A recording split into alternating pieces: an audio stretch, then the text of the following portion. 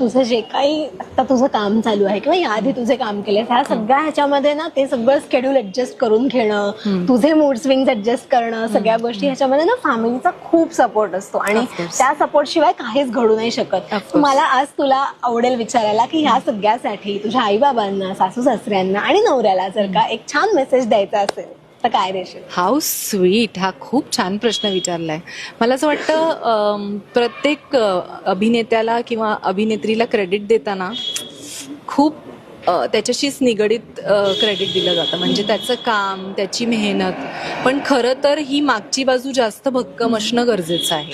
म्हणजे मला आज माझ्या आईबाबांकडनं कॉन्स्टंट सपोर्ट मिळत राहिला. किंबहुना सपोर्टच नाही तर मला खूप आई बाबा माझे खूप पुश करतात. म्हणजे पटकन गिवअप करायलाच देत नाही.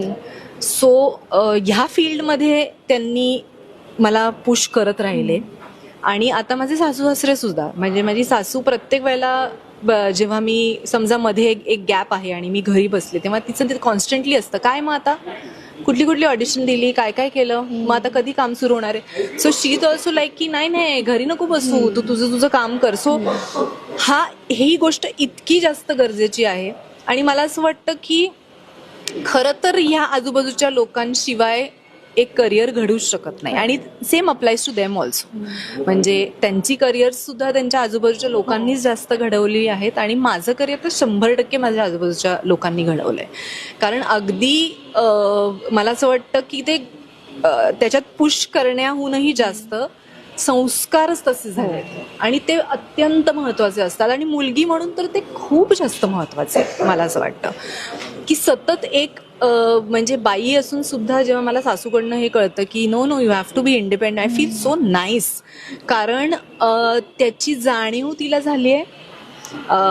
त्याच्या दोन्ही बाजू तिने 100% बघितल्यात. आणि तिची इच्छा आहे की माझ्या सुनेला ती दुसरी बाजू नको आपण दाखवूया. म्हणजे हे सासू म्हणून सुद्धा तिला खूप क्रेडिट आहे. कारण म्हणजे एक वेळ आई तर ऑफकोर्स आई तर मुलांसाठी नेहमी करतेच, पण सासू करते हे खरंच खूप दुर्लभ आहे. आणि ते मला मिळालंय. आणि नवरा सुद्धा फॉर दॅट मॅटर. कारण प्रत्येक वेळेला करिअरमध्ये चॉईसेस करताना सुद्धा प्रत्येक वेळेला नवरा हे विचारतो की बाबा तुला काय वाटतं, किंवा तू आत्ता करिअरमध्ये कुठे जाऊ इच्छितेस त्याप्रमाणे मी माझा प्रवास डिझाईन करतो. हे याला नशीब लागतं खरंच. आणि बाई म्हणून तर ह्याला 100% नशीब लागतं. तुमच्या बाजूने विचार करणारे